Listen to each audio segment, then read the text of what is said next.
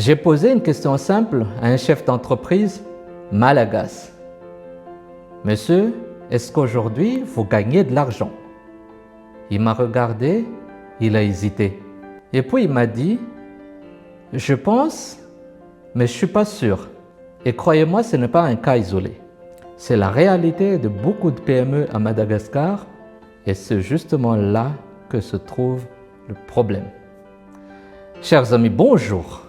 Je suis Prosper Antialoun, je suis entrepreneur depuis 2001 et si c'est votre première fois sur ma chaîne, n'hésitez pas à vous abonner, sinon n'hésitez pas à partager cette vidéo avec les gens qui pourraient être intéressés par ce sujet. Pour entrer dans le sujet, commençons par un constat simple.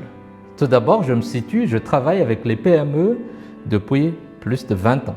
J'ai vu des centaines et des centaines de dirigeants motivés, résilients, courageux, mais j'ai vu aussi des blocages encore et encore. Aujourd'hui, sur le terrain, moins de 30% des PME ont une comptabilité exploitable. Plus de 70% n'ont pas de tableau de bord fiable et une grande partie des décisions se prend à l'intuition.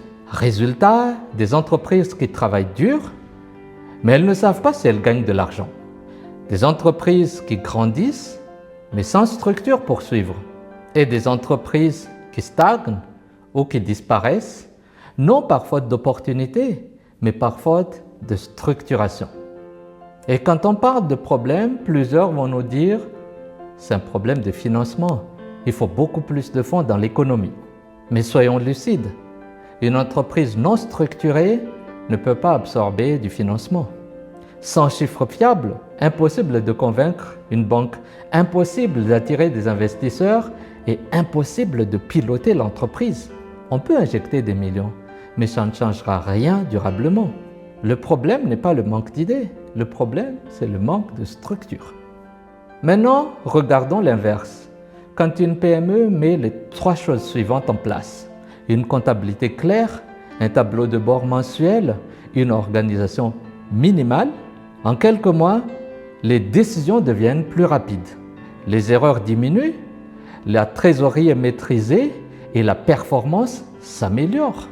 Et surtout, l'entreprise devient lisible, elle devient crédible. En d'autres termes, l'entreprise est finançable. C'est un changement radical, pas de théorie, c'est du concret. C'est pour ça que j'ai décidé de porter une ambition claire. Structurer 1000 PME malagasy en 3 ans. Pas avec des concepts compliqués, mais avec des méthodes simples, faisables, applicables.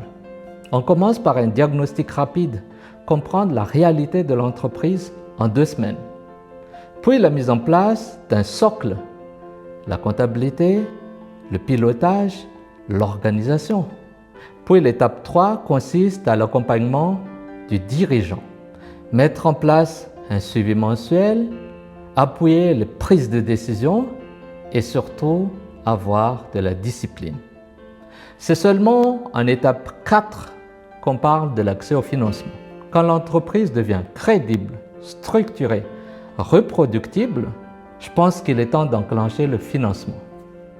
À chaque fois que je voyage, j'entends parler de Startup Ecosystems, innovation, scale-ups, et je me pose toujours la même question.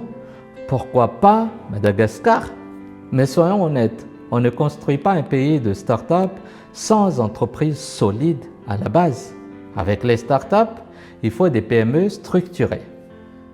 Donc, avec ce programme, j'aimerais vous inviter à me rejoindre. On peut mettre en place un pilote avec 20 à 50 PME. L'objectif, c'est de tester, structurer, prouver et si ça marche, déployer. Vous êtes un dirigeant de PME, vous voulez passer un cap. Vous êtes dans la diaspora, vous voulez contribuer concrètement. Écrivez-moi directement. Aujourd'hui, Madagascar n'a pas seulement besoin d'idées.